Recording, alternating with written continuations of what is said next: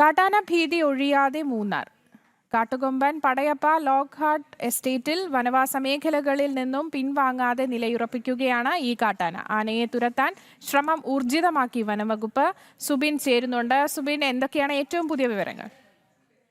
മൂന്നാർ മേഖല കാട്ടാനഭീതി ഒഴിയാത്ത സാഹചര്യമാണ്. ഓരോ ദിവസവും ഈ കാട്ടുകൊമ്പൻ പടയപ്പയുടെയും മറ്റ് കാട്ടാനക്കൂട്ടത്തിന്റെയും എല്ലാം ശല്യം രൂക്ഷമാകുന്ന ഒരു സാഹചര്യമാണ്. നിലവിൽ കാട്ടുകൊമ്പൻ പടയപ്പയാണ് ഏറ്റവും കൂടുതൽ ബുദ്ധിമുട്ട് ഈ തോട്ടം തൊഴിലാളികൾക്കും മൂന്നാർ മേഖലയിലെ മറ്റ് ആളുകൾക്കും ഉണ്ടാക്കുന്നത്. കഴിഞ്ഞ ഏതാനും ആഴ്ചകളായി ജനവാസ മേഖലയോട് തന്നെ ചുറ്റിത്തിരിയുകയാണ്. സൈലന്റ് വാലി, ദേവികുളം, അതോടൊപ്പം തന്നെ ലോക്ക്ഹാർട്ട് തുടങ്ങിയ മേഖലകളിലാണ് ആന എത്തുന്നത്. നിലവിൽ ലോക്ക്ഹാർട്ട് മേഖലയിലാണ് ഇന്നലെ ആന എത്തുകയും അവിടെ വ്യാപകമായി കൃഷി നശിപ്പിക്കുകയും ചെയ്തത്. ഇതിനു മുമ്പ് ദേവികുളത്തും അതിനു മുമ്പ് സൈലന്റ് വാലിയിലും സമാനമായ രീതിയിൽ പടയപ്പ ഇത്തരത്തിൽ വലിയ അതിക്രമങ്ങൾ നടത്തുകയും വലിയ രീതിയിൽ കൃഷിനാശം വരുത്തുകയും ചെയ്തിരുന്നു. ഈ ആനയെ തുരത്താൻ വനം വകുപ്പ് ഇടപെടൽ നടത്തുന്നുണ്ടെങ്കിലും RRP സംഘം ശ്രമിക്കുന്നുണ്ടെങ്കിലും ആന ഈ ചോലവനങ്ങൾക്കുള്ളിലേക്കോ അല്ലെങ്കിൽ തിരികെ വനത്തിനുള്ളിലേക്കോ പോകാൻ കൂട്ടാക്കാത്ത ഒരു സാഹചര്യമാണ്. ഈ ആനയെ തുരത്തിയാൽ പോലും അല്പ സമയത്തിനകം ഇത് തിരികെ ജനവാസ മേഖലയിലേക്ക് തന്നെ എത്തും.